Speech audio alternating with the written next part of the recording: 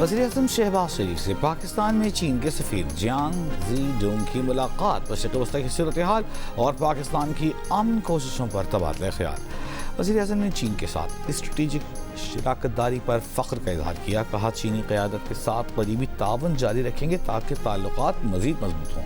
वज़ीर-ए-आज़म ने चीनी सदर और वज़ीर-ए-आज़म के लिए नेक तमन्नाओं का इज़हार किया। चीनी सफ़ीर ने ख़ित्ते में देर अमन के लिए पाकिस्तान की सिफारती काविशों को सराहा। दोनों ममालिक के दरमियान दोस्ती को मज़ीद मुस्तहकम करने के आज़म का इरादा।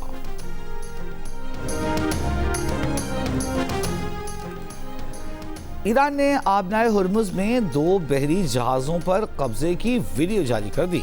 वज़ीर ख़ारजा अब्बास अरग़ची का कहना है कि खलीज फ़ारस और आबनाए हुर्मुज़ में अदम इस्तेहकाम की वजह अमरीका और इसराइल की जारहियत है।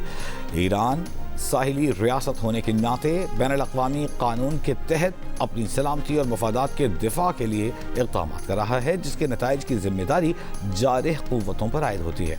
जनूबी कोरिया के ख़ुसूसी एलची से गुफ्तगू में अब्बास अरग़ची ने जोर दिया कि दीगर ममालिक अमरीका और इसराइल के हमलों की वाज़ेह और सख्त अल्फाज में मज़म्मत करें।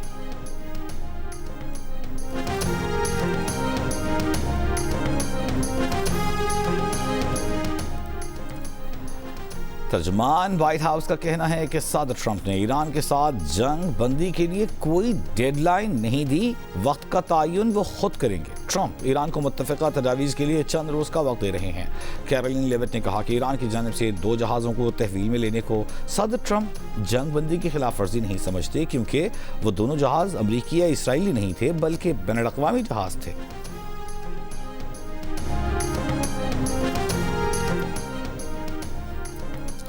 अमरीका के वज़ीर बहरिया जॉन सी फैलन को ओहदे से बरतरफ कर दिया गया।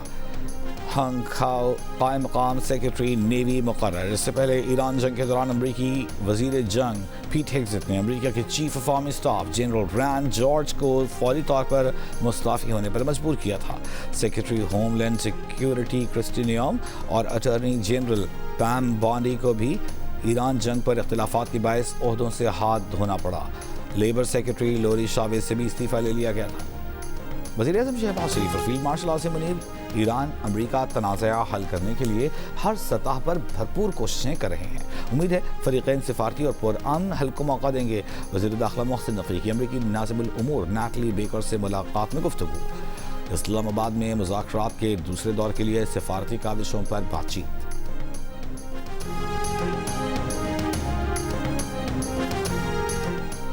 अमरीका ईरान मुज़ाकरात में गैर यकीनी की सूरत हाल। आलमी मंडी में खाम तेल की कीमतों में इजाफा। ब्रेंट खाम तेल की कीमत $104 फी बैरल हो गई।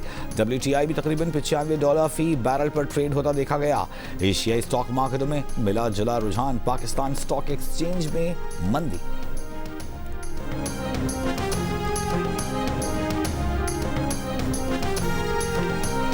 वज़ीर-ए-आज़म शहबाज शरीफ का कहना है कि मौजूदा इलाक़ाई सूरत हाल में बरवक्त इक़दामात से तवानाई का बहरान पैदा नहीं होने दिया।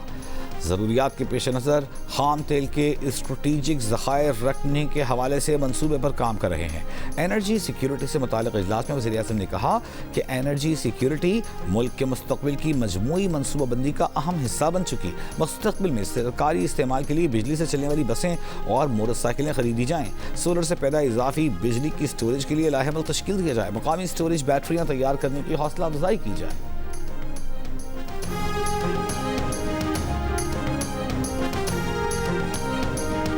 आलमी तवानाई एजेंसी के सरबराह डॉक्टर फातेह बेरोल का कहना है कि तारीख के सबसे बड़े तवानाई बहरान का खतरा है। बाज़ हुकूमतों के इक़दामात और बुलंद कीमतों के नतीजे में तलब के दबाव में कमी का भी खदशा है। ईरान जंग से पैदा होने वाले बहरान के नतीजे में अब तक यौमिया 13 मिलियन बैरल तेल ज़ाया हो चुका है।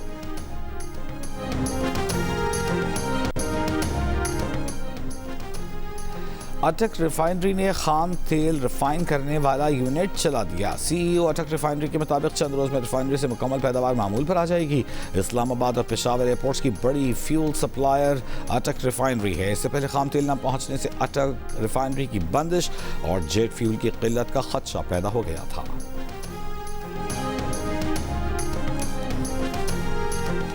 وزیر اعظم شہباز شریف سے خلائی مشن پر جانے والے پاکستانی خلابازوں کی ملاقات۔ وزیر اعظم کا کہنا ہے کہ خلائی مشن پر تحقیق کے لیے جانا پاکستان کے لیے ایک اہم سنگ میل ہے۔ وہ پورے اعتماد ہیں کہ خلاباز پاکستان کی تاریخ میں ایک نیا باب لکھنے جا رہے ہیں۔ چینی توسط سے یہ سفر دونوں ممالک کے برادرانہ تعلقات میں نئی جہتوں کا اضافہ کرے گا۔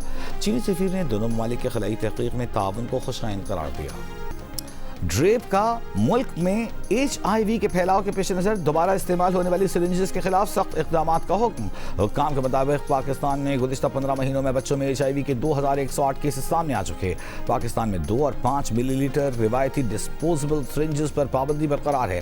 10 ملی لیٹر سرنجز کے ممکنہ غلط استعمال پر پابندی لگانے پر بھی غور شروع۔ ڈریپ کا بازار میں غیر قانونی سرنجز کی فروخت پر سخت کارروائی کا حکم۔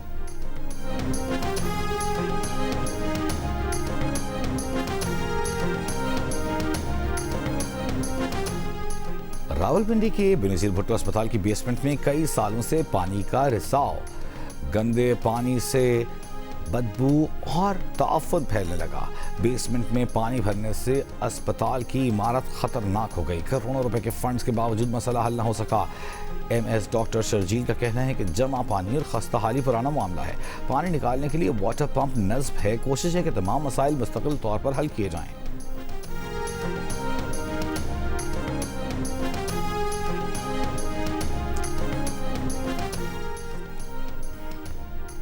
پاکستان سمیت دنیا بھر میں آج کتابوں کا دن منایا جا رہا ہے۔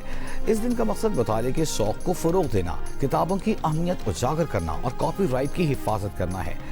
کوئٹہ میں بچوں اور نوجوانوں کو کتب بینی کی جانب راغب کرنے کے لیے واک کا اہتمام۔ امریکی جوہری سائنسدان اینڈریو ہگ کی عوامی مقام پر خفیہ امور پر کی گئی حساس گفتگو کی مبینہ ویڈیو منظر عام پر آ گئی۔ ویڈیو میں اینڈریو نے امریکہ کے مستقبل کی پلاننگ، جوہری نظام اور کیمیائی ہتھیاروں سمیت انتہائی حساس امور پر گفتگو کی۔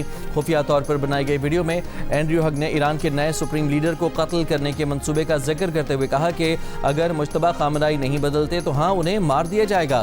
ایک سوال کے جواب میں اینڈریو کہتے ہیں کہ امریکہ کا ایران میں جوہری ہتھیار استعمال کرنے کا ارادہ نہیں۔ اینڈریو ہگ نے ایران میں امریکی حملوں میں بچوں کی ہلاکتوں کا بھی تصدیق کی۔ میڈیا رپورٹس کے مطابق اس ویڈیو کے سامنے آنے کے بعد اینڈریو ہگ کو عہدے سے ہٹا دیا گیا۔ اس سارے معاملے پر اب تک پینٹاگون اور امریکی محکمہ جنگ کا کوئی رد عمل نہیں آیا۔